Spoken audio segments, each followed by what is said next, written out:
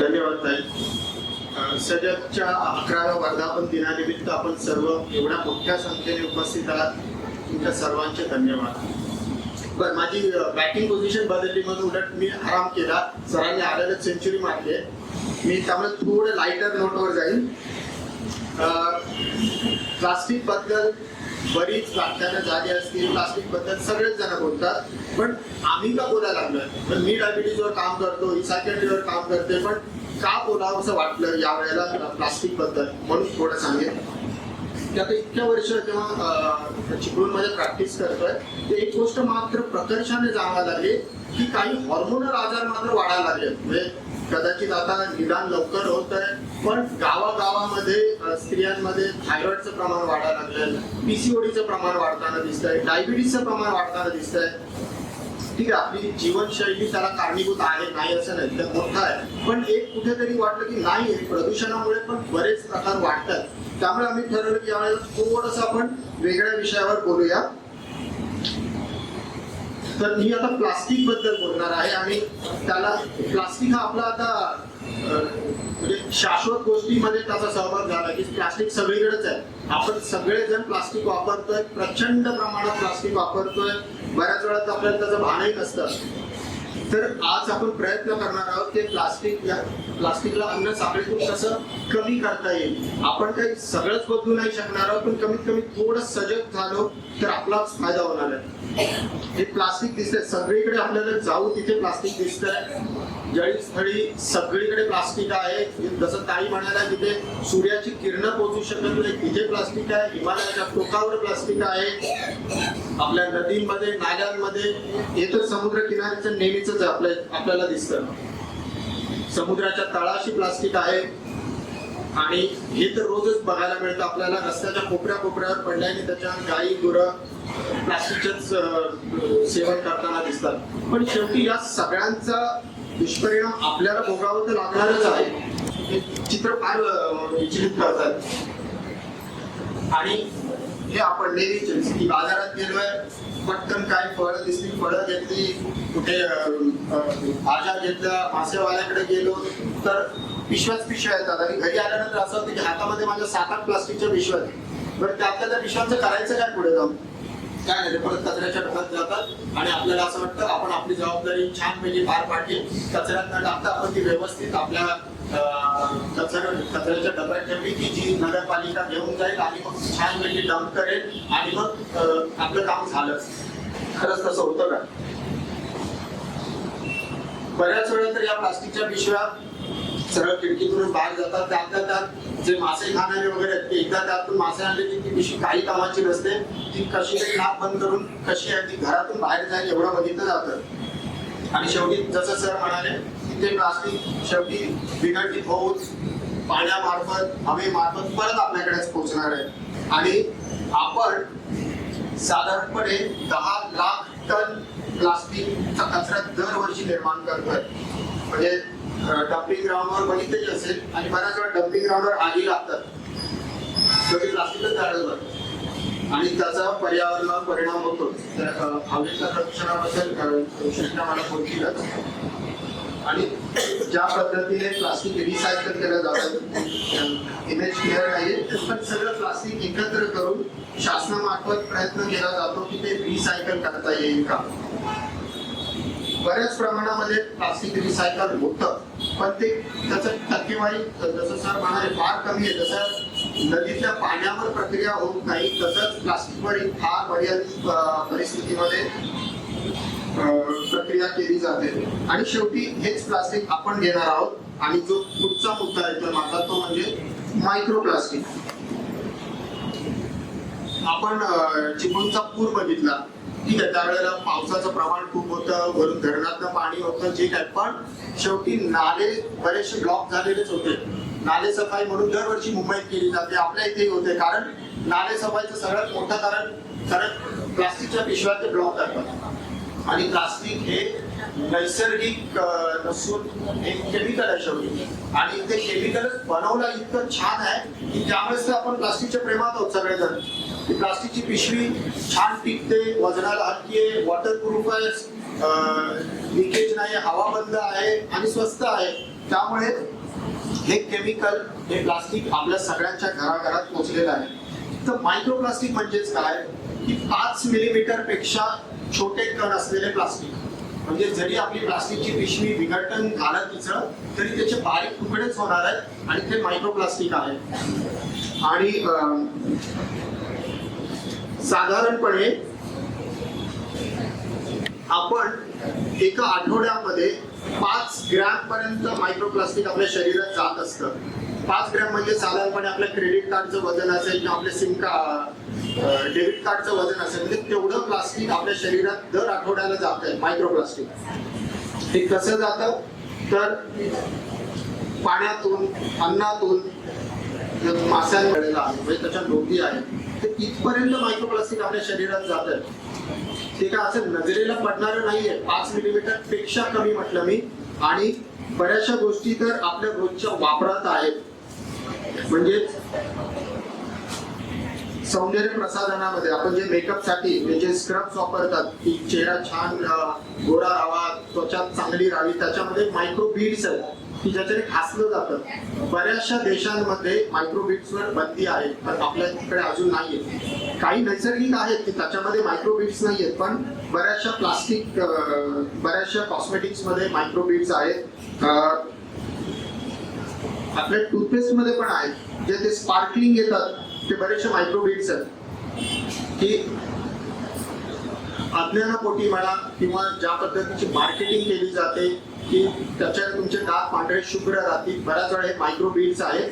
शेवटी जेव्हा आपण ब्रश करतो, जेव्हा ते आपला सिंक मधून जातं, शेवटी ते पाणी कुठे ना कुठे जाऊन मुरणारच आहे, जमिनीतच जात आहे, समुद्रातच जात आहे. त्यामुळे ते पुन्हा आपल्या अन्न साखळीत येत आहे आणि आपलंच नुकसान करत आहे. आता आपला हायवे छान झालेले आहेत, त्यामुळे गाडी स्पीड मध्ये चालवायला छान वाटतं.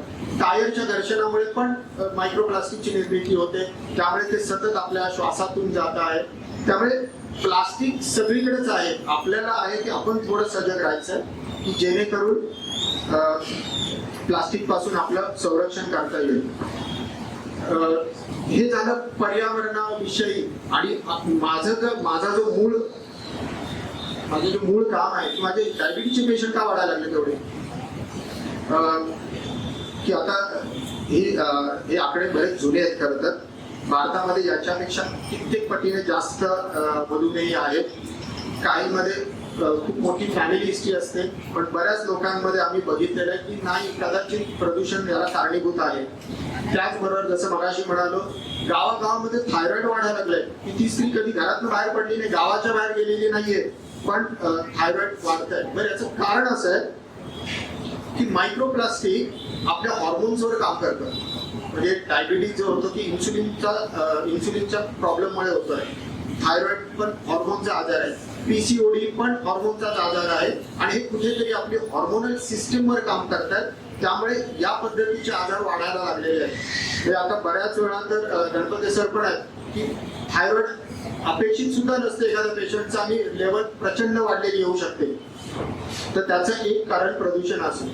पण आपण सगळंच आपल्या हातात नाहीये, पण आपण थोडंसं सजग होण्यासाठी प्रयत्न तरी करूया की हे जे प्लास्टिक येतं याचा वापर एकतर आपण कमीत कमी केला पाहिजे आणि त्यातल्या त्यात आपण कसे स्वतःला सुरक्षित ठेवू. बऱ्याच लोकांनी हे हिरवं चिन्ह बघितलं असेल. हे आपल्या सगळ्या प्लास्टिकच्या बॉटलवर असतं, प्लास्टिकच्या भांड्यांवर असतं.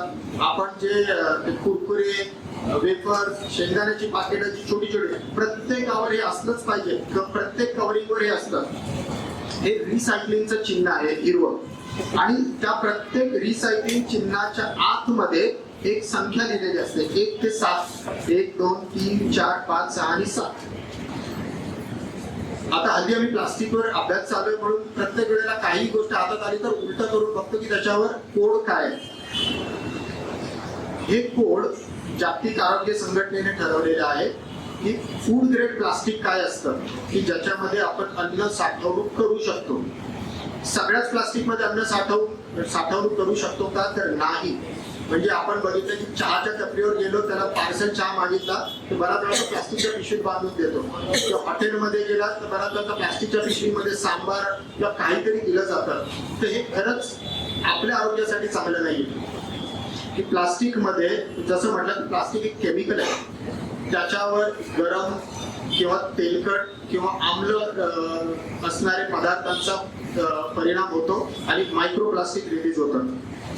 तर आपण याबद्दल थोडं बोलूया आता की प्लास्टिक रिसायकलिंग, कारण हे थोडं आपल्या कामाचं आहे की इथे आपण सजग राहू शकतोय. तर वरच्यामध्ये तुम्हाला दिसेल की 1 ते 7 पर्यंत नंबर आहे, ते कोड नंबर आहेत. त्याच्या खाली त्याच चौकोनामध्ये PETE असेल, HDPE, NDPE हे केमिकल नाव आहेत त्यांची.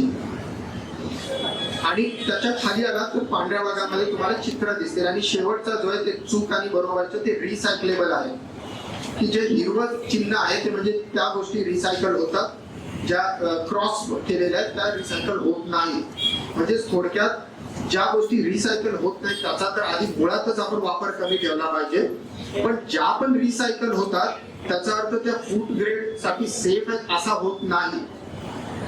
1 नंबर जो दिलेला आहे तो पेट बॉटलचा. पेट बॉटल म्हणजे जे आपण पाण्याच्या प्लास्टिकच्या बाटल्या वापरतो, कोका कोलाच्या असतील, कोल्ड ड्रिंकच्या असतील, या पेट बॉटल. या अन्न साठवणुकीसाठी या गोष्टी सुरक्षित आहेत, पण ह्या पुन्हा पुन्हा वापरू नयेत. त्यामुळे प्रत्येक बॉटलवर लिहिलेलं असतं की वापरल्यानंतर क्रश करा. म्हणजे ते एक तर आहे की त्यात पुन्हा कोणी पाणी भरून ते आपल्यालाच विकू नये, एक तो असेल, पण ते प्लास्टिक ते तेवढ्या पुरतच बनवलंय, 1 टाइम यूज साठी आहे. ते परत परत वापरून त्याचं प्लास्टिकचं विघटन होणार आहे आणि ते आपल्याला हानिकारक आहे. 2 नंबर जे आहे की ते आपल्याला वॉशिंग पावडर किंवा त्या पद्धतीच्या कॅन आहेत की हे पण रिसायकल होतं. 3 नंबर जे आहे ते पाईप असतील, डिटर्जंटचे कंटेनर असतील की त्याच्यावर क्लिअरली लिहिलेलं असतं नॉट रिसायकलेबल, आपण नाहीतरी त्यात अन्न साठवत नाही. 4 नंबर जे आहे ते NDPE म्हणजे आपल्या दुधाच्या पिशव्या. कुठल्याही कंपनीचं दूध घ्या, त्याच्यावर आता घरी गेल्यानंतर बघितलं तर 4 नंबर असेल की ह्या रिसायकल होतात, या दुधासाठी सेफ आहे, म्हणजे त्यामध्ये अन्न पदार्थ साठवणूक करू शकतो आपण. 5 नंबर जे आहेत ते आपले दह्याची भांडी जी प्लास्टिकचे बाजारात मिळतात, कोकुळचे असेल कुठल्याही जे प्लास्टिकचे डबे आहेत ते त्या पद्धतीच्या साठवणुकीसाठी सुरक्षित आहे. 6 नंबर जो आहे हा 6 नंबर म्हणजे थर्माकोलचे कप किंवा थर्माकोलचे कंटेनर की ते अजिबात रिसायकल पण होत नाही आणि त्यामध्ये बरेचसे कॅन्सरकारक घटक आढळून आलेले आहेत. त्यामुळे थर्माकोलचा वापर तर आपण जाणून बुजून टाळलाच पाहिजे. अजिबात त्यामध्ये म्हणजे कितीही गरम चहा असो पण तो थर्माकोल मध्ये नकाच घेऊ. 7 नंबर जो आहे तो आपण सगळ्यात जास्त वापरतो तो म्हणजे मिक्स्ड प्लास्टिक. याच्यामध्ये सगळ्या प्रकारचे प्लास्टिक मिक्स आहेत. अन्न साठवणुकीसाठी, स्टोरेजसाठी किंवा हवा बंद करण्यासाठी सर्वात छान प्लास्टिक आहे. आणि हे प्लास्टिक येतं आपल्या कुरकुरे वेफर्सची पाकिट आहे सगळी, एकूण एक सगळी पाकिटं. त्याच्यावर जर बघितलं तर तुम्हाला 7 नंबरचा आकडा दिसतो की हा रिसायकल तर होतच नाही, पण याच्यावर जेव्हा डायरेक्ट हीट येते, सूर्यप्रकाश येतो, तर आतली कोटिंग जी आहे त्याच्यात बदल घडतो आणि ते कॅन्सरला कारणीभूत असू शकतात. दुर्दैवाने कुठल्याही दुकानात गेलात ना ते ही सगळी कुरकुरे वेफर्स याची पाकिटं दुकानाच्या बाहेरच लटकवलेली असतात की लांबून आपल्याला कळतं इथे दुकान आहे आणि इथे मिळतंय. खरं तर हे आत सावलीमध्ये साठवलं पाहिजे, याच्यावर उन्हाचा परिणाम नाही झाला पाहिजे. हे एक उदाहरण आहे की कुठल्याही आपण जे वस्तू विकत घेतो त्याच्यावर या पद्धतीने असतं की तो एक त्रिकोण आहे आणि त्याच्यात तो नंबर लिहिलेला आहे 7 नंबर. आणि जसं मी म्हटलं हा 7 नंबर जो आपल्या कुरकुरेच्या पॅकेटचा आहे त्याच्यावर त्यांनी लिहिलेलं आहे की नॉट रिसायकलेबल.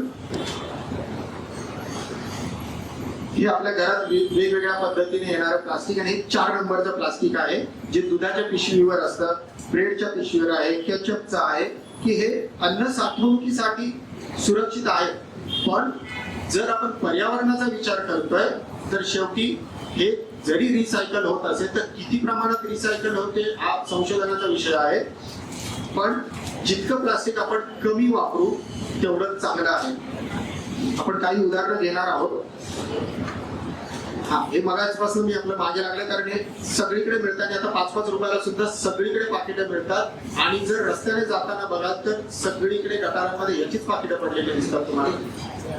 हे तुमचं 7 नंबरचं प्लास्टिकचं, आणि हे आपले नेहमीचे थर्मोकोलचे कंटेनर की जे आता सुदैवाने आता एवढा वापर नाही याचा, कारण याच्यावर बंदी आहे. पण शक्यतो जितका प्रयत्न करू शकतो आपण तेवढं टाळू, कारण याचे बारीक तुकडे होतात जे श्वसनावाटे पण जाणार आहेत शरीरामध्ये आणि अन्न साखळीतून पण येणारच आहे.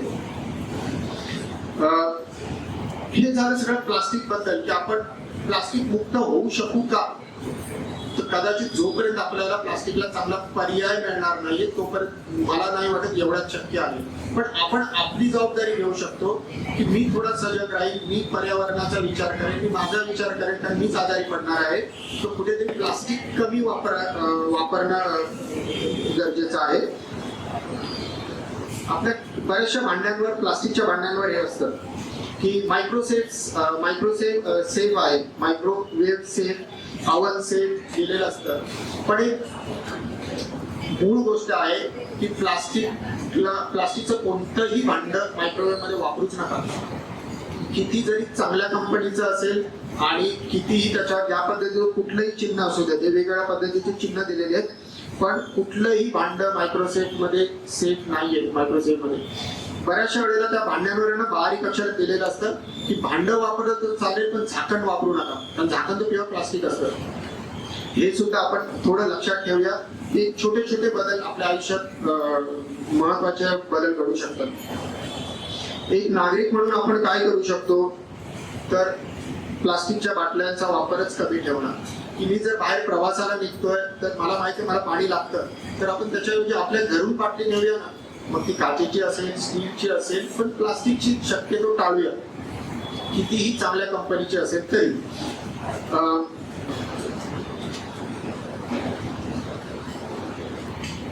जर समजा आपण प्लास्टिकची बॉटल वापरतच आहोत तर आपल्या सगळ्यांचं काम आहे की त्याच्यावर BPA फ्री दिलेलं आहे का. हे एक प्रकारचं टॉक्सिन आहे जे पूर्वी लहान बाळांना जे दुधाच्या बाटल्या होत्या त्याच्यात आढळत होतं. त्यामुळे बऱ्याचशा कंपन्या आता BPA फ्री आहे की नाही ते लिहितात त्याच्यावर. तर या थोड्या गोष्टी की याच्याकडे आपण जाणीवपूर्वक बघणार आहोत.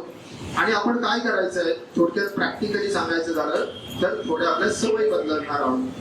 पूर्वी जे दूध यायचं आपल्याकडे म्हणजे काचेच्या बाटलीतनं यायचं, आता काचेच्या बाटल्या गेल्या आणि प्लास्टिकच्या पिशव्या आल्या, कारण ते सोप्या आहेत, ट्रान्सपोर्ट करायला सोप्या आहेत, स्वस्त आहेत. आणि आपल्या सगळ्यांनी बघितलंच असेल चिपळूण नगरपालिकेची घंटा गाडी जेव्हा जात असते तिच्या मागे दुसरी गाडी असते प्लास्टिकसाठी, आणि त्याच्यावरही त्यांनी दिलेलं आहे की 1 किलो प्लास्टिक जर तुम्ही त्या पिशव्या दिल्या तर मला वाटतं साधारणपणे 5 रुपये देतात तुम्हाला रिसायकल करण्यासाठी. पण मी म्हणेन जितकं शक्य होईल आपण घरातल्या वापरासाठी काचेच्या किंवा धातूच्या बाटल्या वापरूया. आणि दुसरं जे सगळ्यात मोठं कारण आहे आपल्या इथे प्लास्टिकच्या त्रासाचं ते म्हणजे सिंगल यूज प्लास्टिक. त्या प्लास्टिकच्या पिशव्या आपण एकदा वापरतो आणि टाकून देतो, आणि बहुतेक सगळ्या नदी नाले ब्लॉक होण्यामागचं कारण या पिशव्याचं. तर कुठेतरी आपण सगळेजण एवढं तरी करू शकतो की मला पूर्ण प्लास्टिक टाळणं शक्य नाहीये, पण कमीत कमी मी बाजारात जाताना माझ्या पिशव्या घेऊन जाईन, त्यात पुन्हा पुन्हा वापरेन. त्यामुळे आपल्या बॅग घेऊन जाणंही तेवढंच गरजेचं आहे.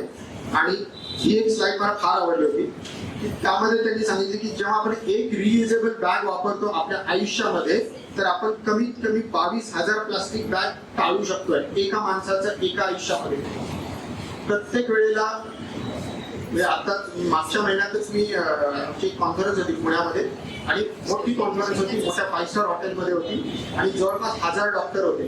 आणि तिथे आता आम्हालाही माहिती आहे की आम्ही बाहेर जाताना जवळ आपली पाण्याची बाटली असते, पण एवढ्या 5 स्टार हॉटेलमध्ये आमची कॉन्फरन्स म्हटल्यावर कशाला पाण्याची बाटली न्यायची. पण तिथे गेल्यानंतर प्रत्येक कोपऱ्यात प्लास्टिकच्या बाटल्या त्यांनी डिस्पोजेबल ठेवल्या होत्या, पण ते होत्या किती 250 वेळच्या एवढ्या छोट्या छोट्या बाटल्या. बरं, एक डॉक्टर नाही म्हटलं तरी कमीत कमी 1 लिटर पाणी पिणार आहे, म्हणजे 4 बाटल्या एक डॉक्टर, म्हणजे 1000 डॉक्टरांसाठी 4000 बाटल्या एका दिवसासाठी. आमची कॉन्फरन्स 3 दिवसाची. प्रचंड कचरा. आणि सगळे सुशिक्षित आहेत, सगळं आहे, पण त्यावेळेला असं होतं की अरे त्यापेक्षा मी माझी बाटली आणली असती तर या 4 बाटल्या माझ्या वरतीच्या तरी 12 बाटल्या 3 दिवसाच्या कमी झाल्या असत्या. कुठेतरी आहे की थोडस सामाजिक भान ठेवणं पण गरजेचं आहे. प्लास्टिक बद्दल बोलू तेवढं कमी आहे, कोणालाही घाबरवण्याचा हेतू नाहीये, पण जेवढं शक्य होईल तेवढं सजग राहू आणि आपला निसर्ग वाचवूया आणि आपल्या आरोग्याची आपण काळजी घेऊया. धन्यवाद.